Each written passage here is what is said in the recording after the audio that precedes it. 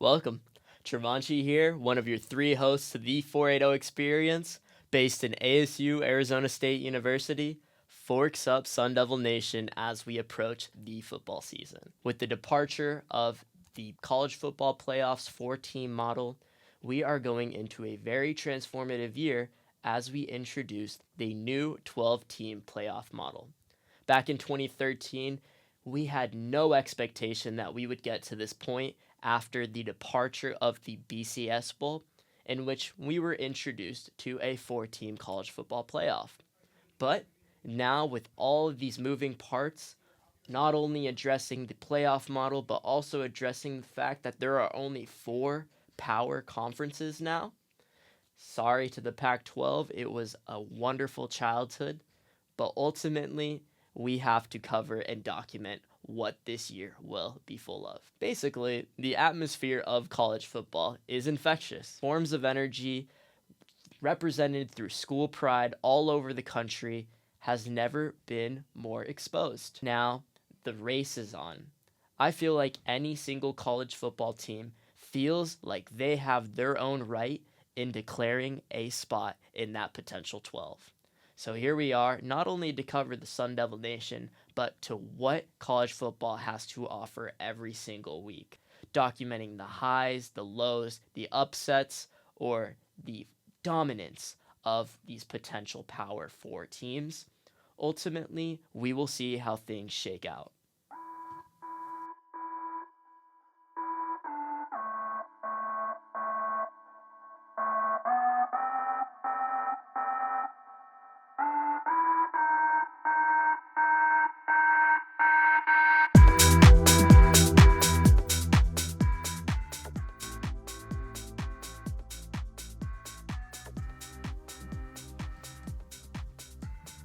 On today's episode of the 480 Experience, we're going to be having an in-depth review of what our depth chart looks like for ASU.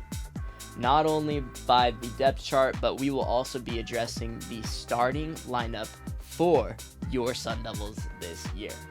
So off the jump, we are starting our quarterback, Sam Leavitt, transfer out of Michigan State. For anyone new to the college football atmosphere, the quarterback seeks the most importance on a football team. The reason why is because this position requires a lot of processing. What I mean by processing is they have the liberty to change things up. What I mean by changing things up is they can do some tells, they can make adjustments along the offensive linemen, they can call hot routes with the wide receivers in which they're changing the play or the route tree of the wide receiver. Essentially, what the quarterback sees pre-snap will ultimately result in how effective the play will be. And when the quarterback has the liberty to make these kind of tells, this is when you have to value who your quarterback is. Pretty much a team and is only going to go so far just based on their offensive identity and how the quarterback performs. So some really cool features right now, just addressing our team at hand, not only with Sam Leavitt, but with Coach Kenny. Kenny Dillingham is one of the youngest coaches in the entire nation right now. It's a really cool feature not only to host an alumni as our head coach, he's able to resonate not only with the Sun Devil culture, but bringing a culture shift because this is now his first head coaching opportunity. Essentially, his experience speaks volume. Acting as offensive coordinator for Florida State, then Auburn, then Oregon, now bringing his talents to us going into his second year with us. Essentially, Kenny Dillingham had worked very closely with NFL quarterback Bo Nix. What that meant was a sense of comfort and communication. I think that Coach Kenny Dillingham has spoken on behalf of Bo Nix thousands of times because he is a direct result of a positive coach and quarterback relationship. And now that we're addressing our starting quarterback in Sam Leavitt, this relationship will determine how good our offense is. And I honestly love our quarterback room right now. Going into it, not only having transfer Sam Leavitt, but we are also host to the talents of Jeff Sims, who is also a transfer from Nebraska, but originally a starting quarterback with Georgia Tech. Now, he did not get as much exposure with Nebraska due to injuries, but more importantly, his exposure came from Georgia Tech. He was a 2-year starter and ran the scheme effectively, in which their entire focus was providing that RPO QB sneak type of scheme. What I mean by that is he had the liberty to pretty much read the defense. And when you're running a run pass option in RPO, how the quarterback reads the defense speaks volume, because you have certain keys that you're looking at on the defense that will ultimately determine where the ball is going, where that handoff is going to result in. So when your quarterback Jeff Sims, you're looking at a middle linebacker or you're looking at an outside linebacker, and you're using your keys of assessing these two players and ultimately making the decision whether to hand the ball off to the running back or hold the ball and go on your own QB sneak. So, Jeff Sims proved very effective in this scheme. And I think it's really cool because this type of dual threat quarterback is something that we just don't have. Sam Leavitt had a redshirt year with Michigan State, limited PT, but ultimately he did prove himself to be an athletic quarterback. But by no means do I consider him an athletic dual threat quarterback. Of course, we're going to see all the film on him this year, but I really just don't feel confident in his abilities to act like Jeff Sims, and you really shouldn't. The uniqueness of your skill set is really what you have to take advantage of as a college football player. And in terms of scheme and in terms of offense, identity is everything. So this introduces us to the running back room, in which I am so confident that we have a top 3 running back room in the entire Big 12 conference. Reason why is because we are host to the talents of Cam Skattebo, and we also have some newcomers that I am very excited about, with a DeCarlos Brooks, with a Raleek Brown, with an Alton McCaskill. Two of them, Raleek Brown being a transfer from USC, had some injury concerns last year and also position battles, but seeked more of his volume in 2022 with USC, or Alton McCaskill, who had some position and injury concerns with Penn State a year before, but in 2021 proved himself as the RB1 for a very dominant Houston team. Alton McCaskill, Raleek Brown, DeCarlos Brooks, and Cam Skattebo have something to prove. And it would be so obvious for Kenny Dillingham to acknowledge this. The reason why I say this is because Coach Kenny has never had this type of running offense in his entire life. Just working with the Bo Nix, he was solely focused on having an air raid offense. And of course, the air raid offense is what's most popular to college football. But now I fully believe that college football is now gravitating to that ground and pound approach and really taking advantage of time of possession. And so when you have that running offense, here are 2 reasons why a running offense stems to be successful. First, you're able to feed off of the run. And so anyone new to college football, when you are running the ball, it is all about the 5 guys in front of you, the running back, the quarterback, but more importantly, the intention. So the defense is obviously going to recognize that intention. They're going to see that this is a running, power run dominant type of team, and that's going to be one of their greatest faults, because when linebackers or any sort of D linemen are relying on them to make that run or are already hyper focused on the intended run, that is when the second factor comes into play, where you feed off the run and you create play action schemes. What does play action mean? Play action is when the quarterback is going to pretend to hand off the ball to the running back, but pulls the ball and ultimately makes a decision on the run, or makes the decision with a pass. And this leaves the entire defense vulnerable, because when you just think of the approaching linebackers reading a run, they are now falling victim to the trench buildup in the center, and that quarterback has a lot more space and separation to make a decision process the defensive coverage, and more importantly, make the right read. So right now, how do I feel? How confident am I in Sam Levitt to execute the scheme? Well, he has limited film, but I actually do think that this is going to cater to his skill set. The reason why is because I do think he is a little bit athletic, not to the capabilities of Jeff Sims, but ultimately you want him to feel a lot more comfortable. I don't believe that ASU is going to be successful if they try to sway from this identity. I know all of 2023, last season, in which it was a rough year for Coach Kenny and our Sun Devils, I believe that they were committed to this approach. They just weren't as effective in it. And now that we're going into year 2 of Coach Kenny and the entire culture shift of activating the Valley, I feel like this is the prime time opportunity to really profess this scheme, especially since we're going into the Big 12, in which front 7 and trench warfare is a huge component to being successful in the Big 12. Now we pivot to the offensive line. What seeks the most importance in the offensive line is the fact that this is a team within the team. Anyone new to college football, there are 5 positions to the offensive line. There is the left tackle position, the left guard position, the center position, the right guard position, and the right tackle position. So, I think that when you have a team within a team, ultimately we are only going to go as far as the O-line brings us, right? Because not only are they responsible and independent variable to this entire running game, but they are also responsible for the pass blocking and ultimate consistency of our offense. So, when we're addressing our offensive line, I really love some certain players.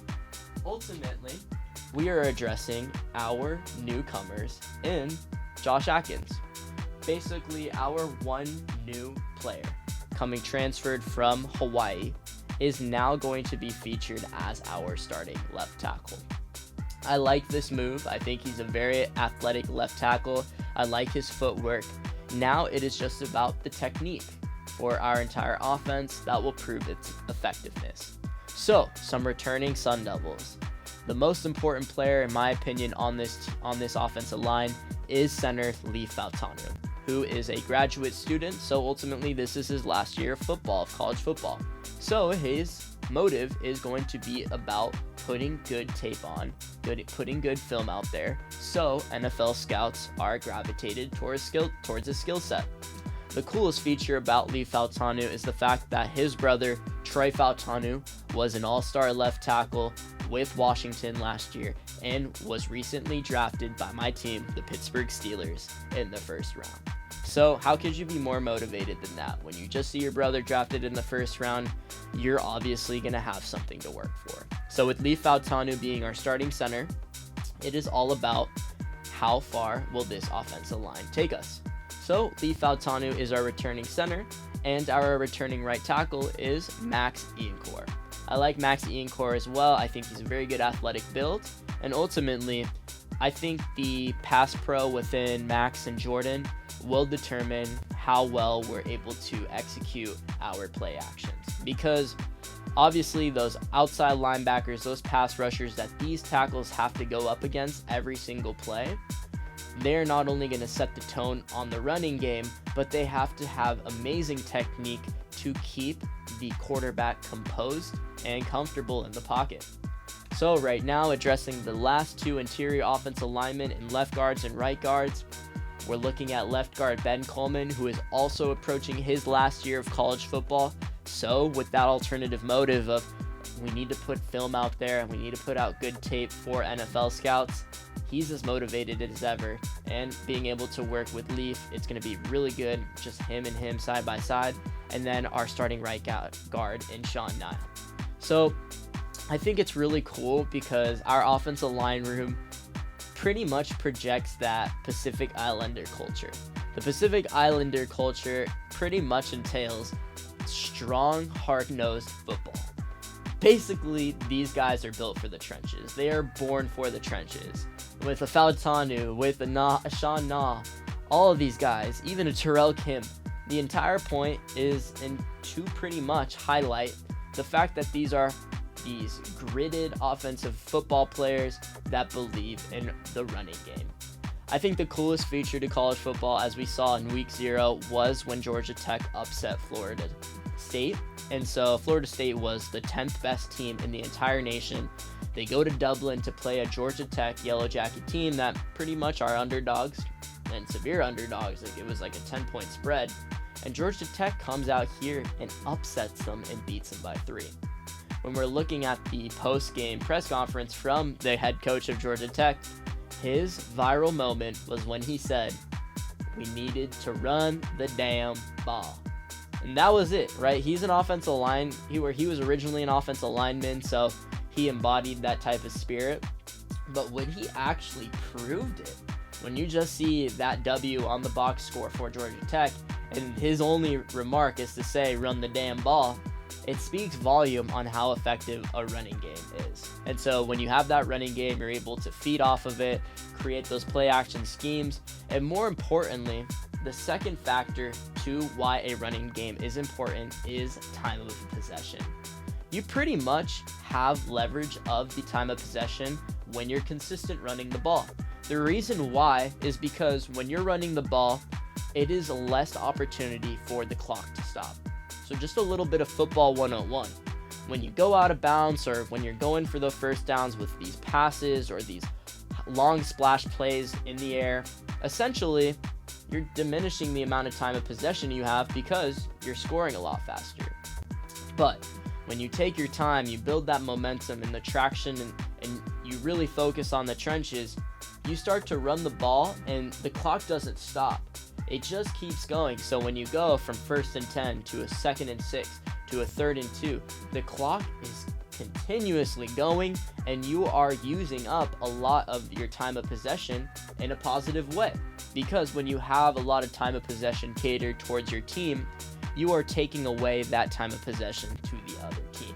This proves as an effective scheme for offenses and defenses that are scared of the opponent's skill players. When you see a very skillful offense by the opponents, you want to keep the ball out of their hands. That is pretty much the heaviest intention when playing those kind of players. So ultimately, I think the trenches and our offensive line is pretty much going to determine how far and effective we do. And so when we're going into the Big 12 conference, in which this is a Power 4 conference that is pretty much based around being hard-gridded, hard-nosed football, amazing front seven, good, consistent running game, we have to prove our worth with this running game. So ultimately, those were some of the front seven features of our running game, but more importantly, why I think our team will embody this scheme. Now going into skill players, I absolutely love some of our skill players. Some of them are new transfers, and pretty much a lot of the receivers are transfers. So our starting 3 receivers, right? We have our slot receiver starting for this year's Sun Devils is Jake Smith, transfer out of USC. He was originally a native to Scottsdale, Phoenix, so he's homegrown. I am reassured by that. I think he's going to have something to prove this year, especially since he's transferring out of USC, didn't get any PT there. Our X and our Z. What does that entail? Those are the 2 receivers on the end who are responsible for catching the ball, moving those chains. And ultimately, I love it. I got Troy Omeire and Jordan Tyson. These are 2 big body types, physical, athletic. More importantly, they have effective footwork. So essentially what you expect from a receiver is to create separation. When you're going up against a defensive back, whether they're looking at you in soft shoot approach and they're pressing you, the point of the matter is you are only as effective as your footwork, as your route tree. So when you're a wide receiver, you need to be able to have that versatility. And what do I mean by versatility? I mean be able to have an extensive route tree. I believe in the capabilities of Troy and Jordan. I do, because they are athletic receivers, but they're not just committed to using speed. They actually want to have the right footwork. They want to have an effective route tree. And their separation is solely going to be by good technique. So when you're doing these one-on-ones all summer and you're running 7v7 in which there's no offensive line and it's just passing, ultimately this is when you get the most out of your skill set. Backups, I absolutely love our backups. We got Malik McClain, transfer out of Penn State. He got limited PT. And then we have Xavier Guillory, who I absolutely love. He is also just a similar body type to the other two. But more importantly, I think this entire group in general, this wide receiver room coached by Hines Ward, will prove their worth in the running game because they're going to have effective run blocking, and they're going to prove their worth in play action. So they're going to be able to get the right kind of separation on any kind of crossing routes, on any kind of drag routes. Ultimately, I think Coach Kenny's biggest quality and most important quality is scheming these players open. Now addressing tight ends, we got Marqueston Douglas transfer out of Florida State. I'm excited for his potential opportunity to work with Coach Kenny because originally Kenny has some Florida State ties. He was well familiar with Jordan Travis, and pretty much that's who Marqueston was working with last year. And then we have Chimone Mateer, and then we have Cameron Harpole. So Chimone Mateer is really good, and we also have Jaden Fortier as well. Jaden Fortier is a very up-and-coming freshman. We'll see about the PT he gets, but he was literally a top tight end out of Oregon in the recruiting standings. So ultimately, I really do like this tight end room because what we're going to basically see is we're going to see some 2 tight end and 3 tight end sets. Because when you're trying to give off the tell that you're fully committed to the run and you're trying to show off your effectiveness and consistency in the run game, it helps you stem and feed off of it with these play action passes. So when you have these 3 tight end sets all along the line, it gives the impression to the defense that you're going to run the ball, right? You're going to run like a good HB zone or HB power O, and ultimately it's their job to stop it, right? But when you're able to do some play action with Sam Levitt, he's able to drop back into his pocket, get a little bit of separation because the defense is so committed to stopping the run. And then ultimately, just guys like these, like Marqueston Douglas is going to get open, like a Chamon Madier, who is this sneaky good blocking tight end, but ultimately his skill set is about being a very good hybrid tight end. He can catch a ball, he can get separation on a linebacker. Ultimately, these guys are good. I think Marqueston Douglas is more of a running tight end, but that's what you want to do. You want to have people convinced that they can't perform in a certain skill set, and then when game comes around, they supersede expectations. So ultimately, this is our offensive scheme right now. It's not going to be the air raid. We're putting up 42 points through the air. Receivers are getting 150 yards every single game. I think the best representation of an air raid offense was last year's Washington offense, in which they literally had all this talent go into the NFL because they were so effective in the air raid offense. They had Michael Penix at the Q, they had Jalen Polk, Jalen McMillan, and Arome Adunze, and they were just giving these guys the ball. They were throwing it, they were scheming these guys open, short pass, long pass. Everything was about the air raid offense. But this is not the case with ASU. And pretty much this is what's going to be most successful in the Big 12, right? You really need to be able to control the time of possession and feed off of your running game in order to succeed in this hard conference. This is a conference based in Texas. This is a conference based in the Midwest. These are hard gritted teams that recruit with the intention of building the trenches. So I think Coach Kenny now has an opportunity to do that. Now, going over to our defense. It's similar culture, right? You want to be able to run the ball, and you also want to be able to stop the run. I'm very excited for our front seven. What does your front seven entail? All right, Chiranchi breaks down the front seven of the defense. So when you're thinking about your front seven, pretty much entails the 3 linebackers and the 4D linemen that are up front, going up against the opponent's offensive line, okay? So the importance of this is merely about stopping the run. When you have the D linemen right in the trenches going up against those offensive linemen, so it's pretty much the job of these middle linebackers or outside linebackers to read what is going on. So essentially how they do this is each player has their own keys, okay? For D linemen, it might be self-explanatory. Sometimes they just go up on one-on-one matchups, and if there is a scheme, they can apply some stunts in which there's going to be some inverted sort of pass rushing going on. You'll be able to see that a little bit when football starts. But ultimately, these middle linebackers are reading the opposing offensive guards.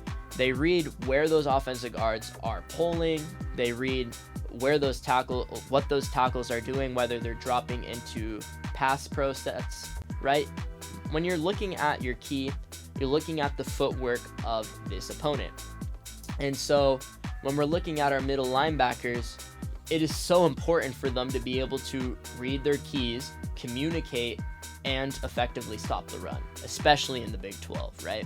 I know we have a top 3 running back room, but that doesn't say that there aren't other amazing running back rooms in the Big 12. This is a running conference. It is all about running. It's not air raid offenses. I mean, there's a few of them in like Kansas. I think they're going to be an effective air raid offense. I think TCU is going to be an effective air raid offense.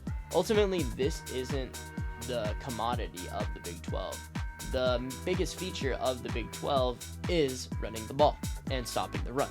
So, right now, our D-line entails the 4 D linemen, which is we got Clayton Smith and Prince Doorball on the outside.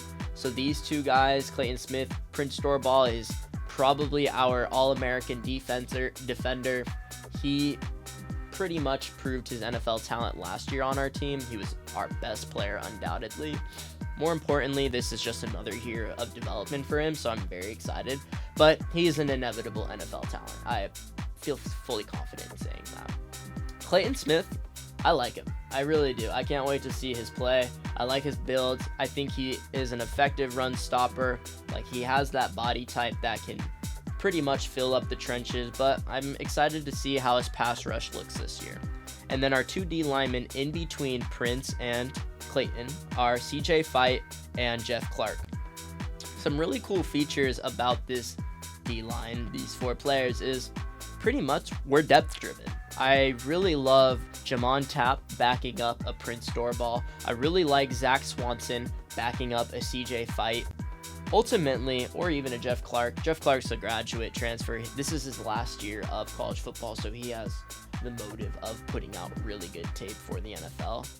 But ultimately, I do love our depth pieces because what goes on with the D-line is they get tired. This is probably the most important aspect of a defensive line is you need to have a good rotating lineup because you can't expect these big guys to constantly chase after running back, stop the run, and also have their own sort of pass rush moves. Essentially, the effectiveness is in having good depth pieces. And I've never felt more comfortable than now because we have that type of feel to it where I really think Jamon Tapp comes in for a tired Prince Doorball and makes a splash play. I really think Zach Swanson comes in for whether it's Clark, whether it's for Fight. He comes in and he stops those gaps, right? He fills those gaps up, has good gap integrity, and ultimately stops the run while these guys get some water. So the rotation of our defensive line will determine how effective we are in stopping the run, but I love this front 7. Now that we've addressed the first 4 of the front 7, now we go to our linebackers. So we got Keyshawn Elliott, which I like Keyshawn Elliott, and then we also have Caleb McCullough. I like him as well, and ultimately, I really do feel confident in our ability to rotate as well. We have Ziasu Fiasu. He's going to be very effective in the middle linebacker rotation. Tate Romney is interchangeable. He's a very versatile linebacker that can go from outside linebacker to middle linebacker. So I really like his potential. But ultimately, I think that all these linebackers are going to come together in communication. Just like I said, the offensive line is a team within the team. It's the same with the linebackers because ultimately the quarterback of the defense is that middle linebacker. And so they refer it as the green dot. When you have the green dot, you're responsible for the communication of the defense. And so ultimately, they do the same thing that a quarterback does. If they're seeing something else, if they're processing the offense and they're seeing some sort of different look, they're able to switch up the play. They're able to pretty much create this tell of like, all right, like scratch this defensive play, I want an all-out blitz, or scratch this defensive play, we can't do man coverage right now, we need to do cover 3. The point of the matter is we're only going to move as far as this front 7, and ultimately the captain of it all is that green dot linebacker. So I'm very excited to see who proves themselves as the most consistent going into this year. I mean, it could be anyone, really. I think Tate Romney might have the green dot. I mean, right now he's backing up, but I think he's going to prove himself to get his nose in the ground a lot more effectively. He's going to be the best run stopper, but it's all a question mark because you can't really determine how good you are at stopping the run until you're in game stopping the run. Practice, you can do so much on offensively with technique, schemes, just practicing, being consistent on communication, but defense, it's a different ballgame, especially in the Big 12. You are responsible for stopping the run. So now that we've addressed the front 7, now we are going into our defensive back depth. What does defensive backs entail? It entails our 2 safeties and our cornerbacks. And we like to have a slot cornerback as well, who is kind of like that smaller position player that is able to be versatile, interchangeable. They help stopping the run. Like, they help those linebackers stop the run. They help the cornerbacks in guarding us and covering a slot receiver and making sure that man coverage is either effective or zone coverage is effective, as they typically like to cover the flats. Ultimately, I like our DB depth. We have a transfer coming in from Cole Martin, who was transferred from Oregon. I think he's going to be one of the better slot cornerbacks in the entire Big 12. I think he's going to have a breakout year. But more importantly, I'm really excited about this safety depth. So we have Shamari Simmons, and then Shamari Simmons is a graduate transfer, so he's going into his last college football year. He has to put out some tape for the NFL. And then we have Xavier Alford. So Xavier Alford is our prodigy of the defense. I think he's going to be one of our best DBs. I think he's going to prove himself to be a very high-graded player. I think he's going to get a lot of national notice. The reason why I already like Xavier Alford before even seeing a snap from him is he's already beat out a Kamari Wilson. Kamari Wilson was a transfer from Florida. 2022 had a lot of rotational playing time. He was an effective free safety. Now it's to the point where he's trying to convert to more of a strong safety look. He likes to be versatile in stopping the run, guarding any flats, just moving around. So 2022, I really liked Kamari Wilson on Florida. But and that's my main concern with Kamari Wilson, is the fact that essentially he went into his 2022 year having that competency shown as safety with Florida, a commemorable SEC school. And then he approached his 2023 year in which he lost the position battle to Miguel Mitchell. So ultimately, when he gets beat out by these, they're good All-American freshmen, but when you just start to see his role diminish, there are so many things that could go into that, a lot of context that could go into that.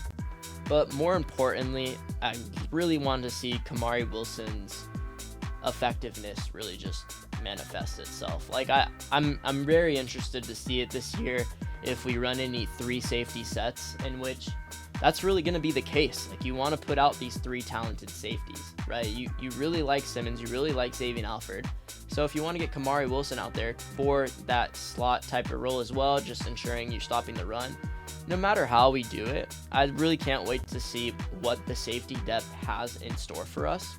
Now, in terms of our cornerbacks, which are the 2 cornerbacks on the edge who are guarding the wide receivers, they are responsible for obviously mitigating how well these receivers go.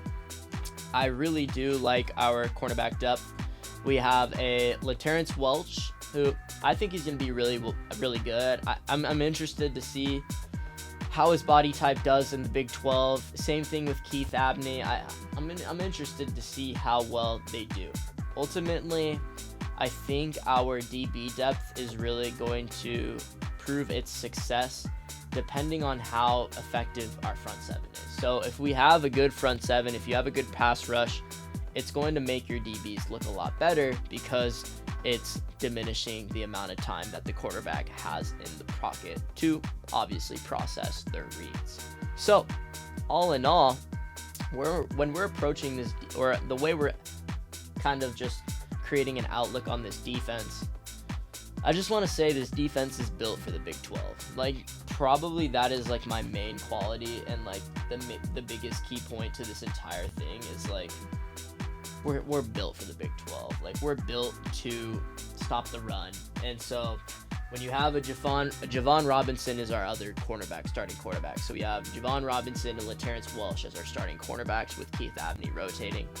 So Javon Robinson is a transfer. I believe he came out of Penn State as well. The point of the matter is this. You have great safeties, okay? So I don't think the splash play possibility is going to be is present. Like, I actually really like the ability for our DBs to succeed. I do. It's really just about mitigating the splash play and stopping the run. And ultimately, all of this is going to add up. And I feel a lot better now that we're going into year 2, but my biggest concern was always about mitigating the splash play, and that's pretty much what killed us last year. We had a terrible 2023 season because we gave up those splash plays. We were in a lot of close games as well. Like, it wasn't a blowout every game. There were certain games in which it went down to 1 or 2 splash plays or a few weighty downs, in which if it was a different outcome, we'd be a better team from it, or at least we would visibly show ourselves as a better team. But ultimately, when you're thinking about your effectiveness in the Big 12, and especially approaching our schedule in which we're playing a lot of contenders this year, we're not just playing the easiest teams of the Big 12. We're going to be playing some big blue chip schools.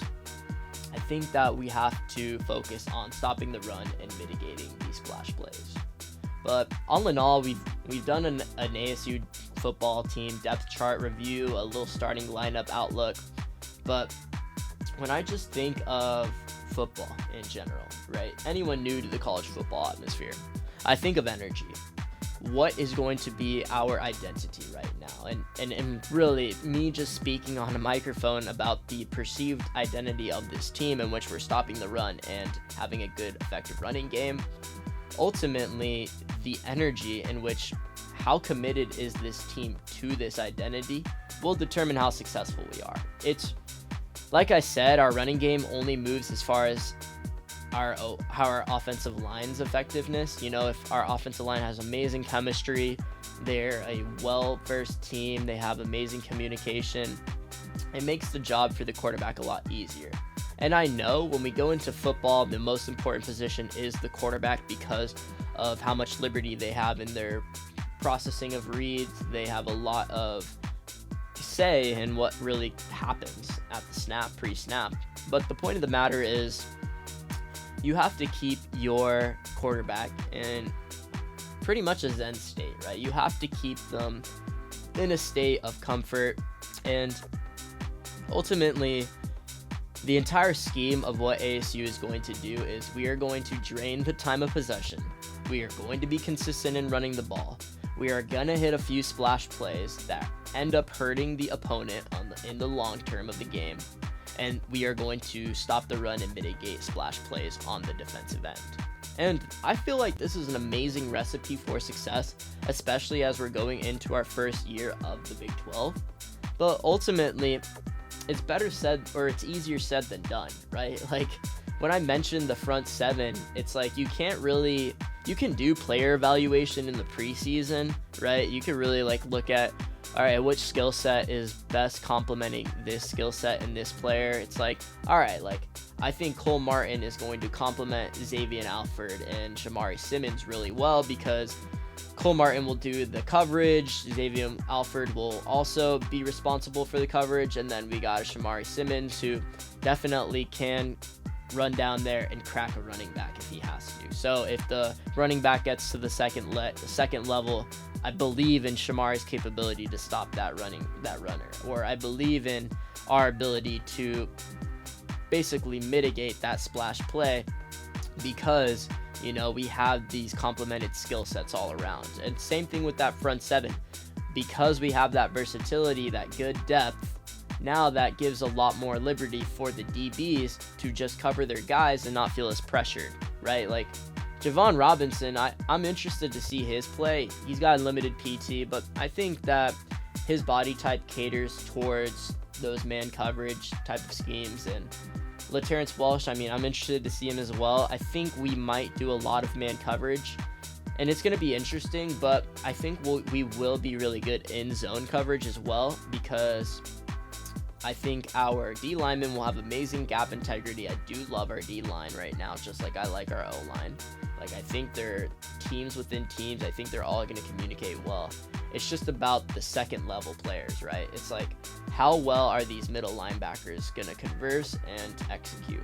How well are these tight ends and wide receivers going to understand and get the communication right from the quarterback and ultimately execute their perceived route trees? And how well are they going to get some yards after catch?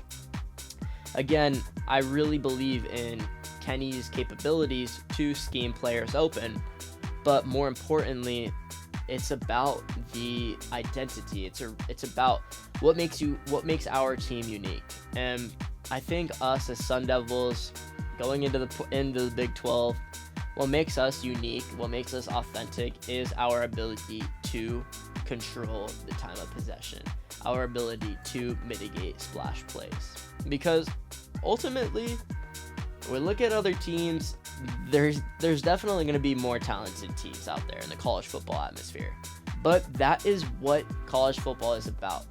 Obviously, there's going to be mismatches, and coaches, when they pretty much set up their entire week in which they are scheming against their opponent, right, they're going to try to find matchups.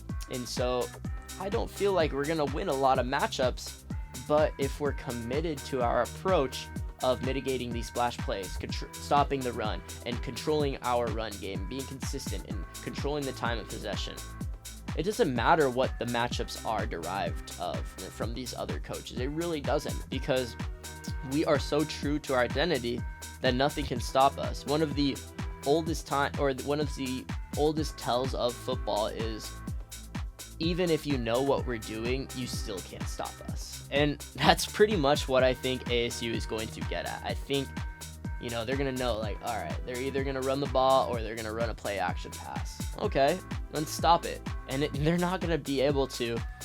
I mean, obviously, it's all perception. Like, I mean, we're going to see how it goes. And again, this is all speculation right now. We are about 3 days before week 1's and ASU's game versus Wyoming, right? And Wyoming is going to prove themselves to be a very, very serious competitor, right? Like, week 1 already, we have enough on our plate. But ultimately, how this team does in the long run within the season, the Big 12's effectiveness, our first year in the Big 12, I think we just have to stay true to our identity. So ultimately, I really do like this team. I think there's a lot of energy on this team. Thank God for guys like Prince Dorball, Lee Fautanu. I think those two are going to be leaders of the opposing sides of the field. But more importantly, thank God we have Coach Kenny, because he's not only committed to this culture shift, these Activate the Valley, but he resonates. And I that's why I like him a lot, is because he resonates with what being a Sun Devil means, right? What does Sun Devil Nation embody? Well, it embodies that grit. It embodies that trenches focus. And you even see it with, like, the Pacific Islander approach, where it's like, we like people who are hard-nosed football players. Like, they love to play football. And that's that. It's not just, oh, I want to get some tape out there, show off some of my little splash skill sets, and get to the NFL. No. It's about being a Sun Devil. And being a Sun Devil is stopping the run. This is how we've been. You know, sometimes we've been the outcast in the Pac-12, not proving as effective in the Pac-12, because we were in the wrong situation. We were embodying this identity, but in a conference that was all focused on air raid offenses, right? Like, the Pac-12 pretty much had the highest points per average out of any conference last year, and ultimately they had very successful teams that went bull hunting. Like, they got bulls. A lot of the Pac-12 represented last year, and they did well in those bulls as well. Is because they had amazing air raid offenses that were consistent, and they had defenses that mitigated those splash plays. So ultimately, this is going to be a trenches battle. I am very excited for the entire season, but I do feel very confident in our projected starting lineup right now. I love our depth chart, and more importantly, it is really cool that Coach Kenny is going into his second year now with a lot more transfers. Within just 247 recruits, we were top 50 in transfers and in recruiting this year. So that's not easy to do. You have to be able to sell this brand, sell this image of, okay, it doesn't matter what happens on the outside, we know what's going to happen on the inside. We know what to focus on the inside, right? The controllables are this. We need to stop the run, and we need to run the ball. So, again, I really do love this ASU team. I think I'm going to resonate a lot with Coach Kenny this year. I'm excited to see how he does. A lot of people, I think it's very impulsive for any Sun Devil to say, but they're like, if he doesn't do well this year, he's on the hot seat. No, he gets 4 years, right? That's how it goes. He's already recruiting for 2026, so at the end of the day, we're going to see how things go this year, but that's the first year of the Big 12, so things are about to get crazy. This is the Power 4 conference. Well, that wraps up today's segment of breaking down the ASU depth chart and our projected lineup. It's wonderful just kind of getting the energy out there, in which we're going to be covering the Sun Devil Nation. Forks up to all of us Sun Devils who stuck around through this football video. But the importance is we are going to get a lot of national exposure, and it is our job to show off what the Sun Devils are about, what the whole promotion of activating the Valley really entails. And so when we have these big ESPN games against Kansas or against Utah on a Friday night, these kind of national exposed games will have so much volume on the direction of what this dynasty can become. Ultimately, I hope we're in a position where we are playing playoff implicated games. What does that mean? Well, when you have a very important game, you have a lot of traction and momentum, you ultimately will get playoff implications, in which whatever the outcome of that game is will determine and implicate what a potential playoff contender will do, right? So if we win these big games and we ultimately get into a position where we're top 3 or 4 in the Big 12, some of these may have some playoff implications or conference standing implications. But of course, above it all, there's context to everything right now. So just adding context to what this team is about, what the energy is like with our coaching staff. It's cool to document, but more importantly, it's even cooler to be there for the team. So with week 1 coming around against Wyoming, obviously this is a hard test.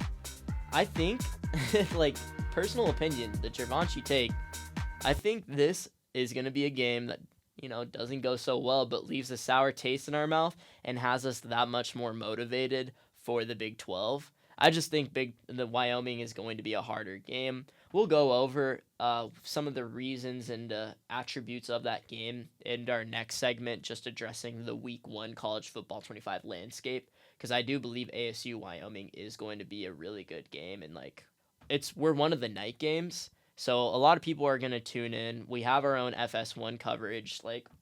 We got national exposure. So it's our job to take advantage of that, right? And to really just express what is the energy of the Sun Devil Nation, of activating the Valley, what is the culture of our entire school right now. And it's cool because, we're going to come through for just the gold out. Everyone's going to be wearing gold on Saturday. But it's up to us to really make the most out of this experience. And seriously, when we're there for our team, they feel that reassurance just that much more because, we're supporting them. We're being supportive. And ultimately, when it comes to covering sports, you have to cover everything, the highs and the lows, because context is everything. So I hope providing context on our depth chart, projected starting lineup, I hope this Travanci segment was informative. I hope you guys had fun just kind of learning or at least hearing some names about what our team is full of, or like what our team is a part of. But more importantly, hope you're able to get a few takeaways from some of the football 101 talk that I was able to promote. But more importantly, this is just one of the many segments to come with the 480 experience. And this is Travanci. I'm one of the 3 hosts. And ultimately, we are very passionate to cover sports. So we're going to be here for you guys every single weekend, especially for when we're doing those pregame videos and those postgame reaction videos. Everything is going to be as informative as possible to really document the energy that is present, right? I really just can't wait to see what Coach Kenny does in his second year. He has a whole revitalized coaching staff. We have a new, at least I think we're embodying the approach more effectively this year than we did last year, in which we want to run the ball and stop the run. But ultimately, this is college football. This is really what it's about. And when we get to those positions in which where we have those conference standing implications and games get a lot more important, we're going to be there for the Sun Devils. So forks up.